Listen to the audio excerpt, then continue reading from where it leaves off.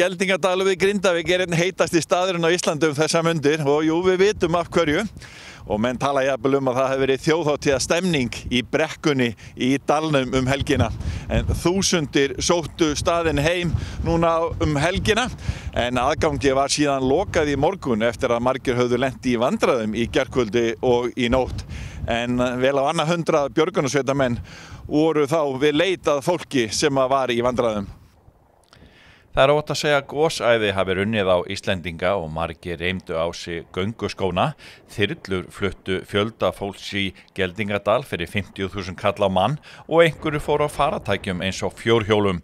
Aðstæður voru lengst af góðar og fólk naut þess að berja gosið augum og tók flottar myndir. Sumir fóru reyndar nálægt og einhverjir of nálægt. Bent var á að það gæti verið hættulegt en þau skilaboð voru ekki allir tilbúnir að hlusta á.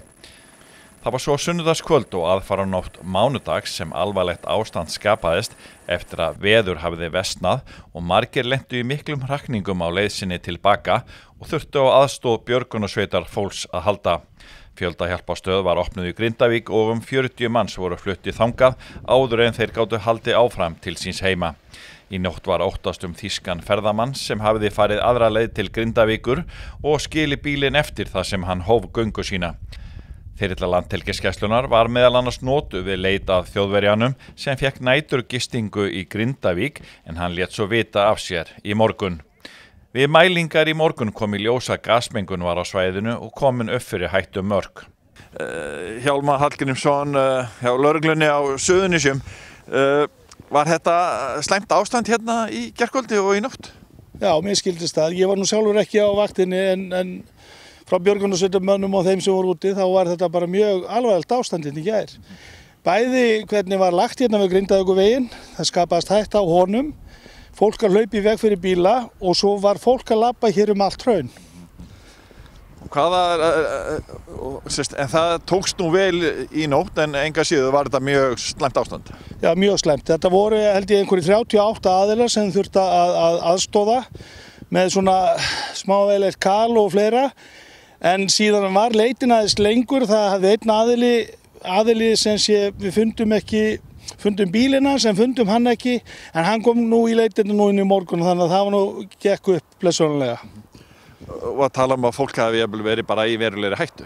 Já, það var komið í það var farið að hringja inn í neyðarlínu og þess vegna viljum við alls ekki að fólk sé að ganga frá Grindavíkurvegi og inn að Faraldarsvelli. Þetta er mjög erfið leið, þetta er gróft hraun. Það einhverju slóðar en það er bara fyrir þaulkunnu að rata. Í framhaldinu af því þá ætlum við að reyna að hafa útgangspunktinn við hraun og annarkvort að ferja eða koma fólki inn á gönguleið sem er örugg þar sem allir geta farið þegar að svæðið opnað. Í dag er það lokað vegna veðurs og hættu á gasi. Já, vitið eitthvað hvenær það verður? Við getum ekki gefið ákveðna tímasetningu en það er verið að vinna í því að við skiljum það að fólk vil komast og skoða þetta við réttar aðstæður. Og við erum að reyna að gera allt til þess að það verða veruleika. Við verðum í vandræðum með bílastæði og við erum að vinna í því. En þá vil ég líka benda á það að við erum að fá umferð úr austri á böggibílum, krossurum, fjórhjólum.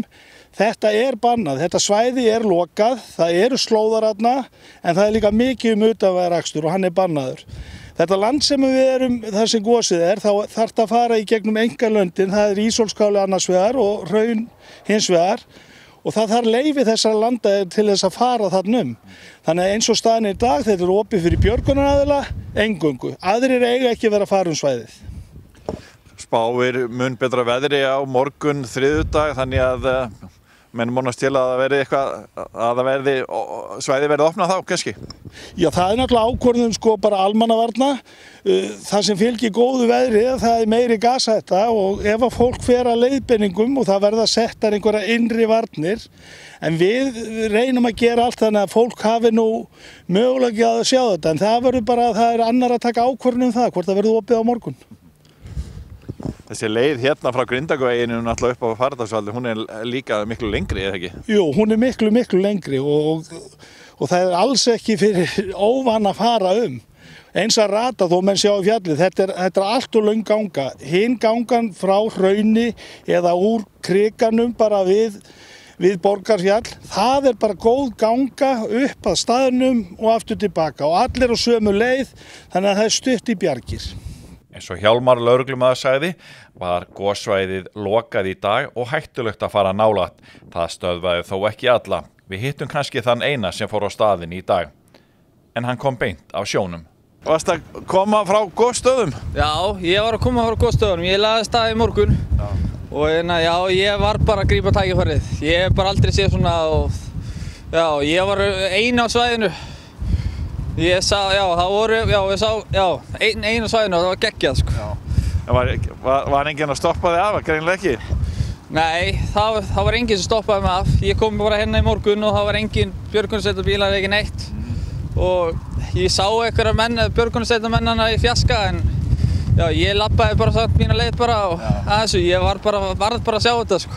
Það var tilkynnt að svæðið væri lokað í dag, það var tilkynnt reyndar í morgun, þú kannski verið lagður á stað? Já, ég vísu sá það ekki, ég var lagður á stað það snemma, en ég fekk vísu símtal þegar ég var komin að gosstöðunar og það væri lokað og væri eitthvað gasmengunana, en já, ég var ekkert mikið varð fyrir gasmengunana, kannski finnum maður hann ekki. Hvernig var tilfinningin að vera komin á staðinn? Það var bara yndislegt, sko. Bara leiðið að komin í hæðina og sá bara gosið. Þetta bara, ég bara, eins og segi, þetta var bara stórkostlegt, sko. Það var allan daginn þess virði, sko. Hvernig gekk gangan? Herru, hún gekk mjög vel. Og þetta svolítið erfið ganga, en þú veist, já, bara pásur, nesti og njóta þess.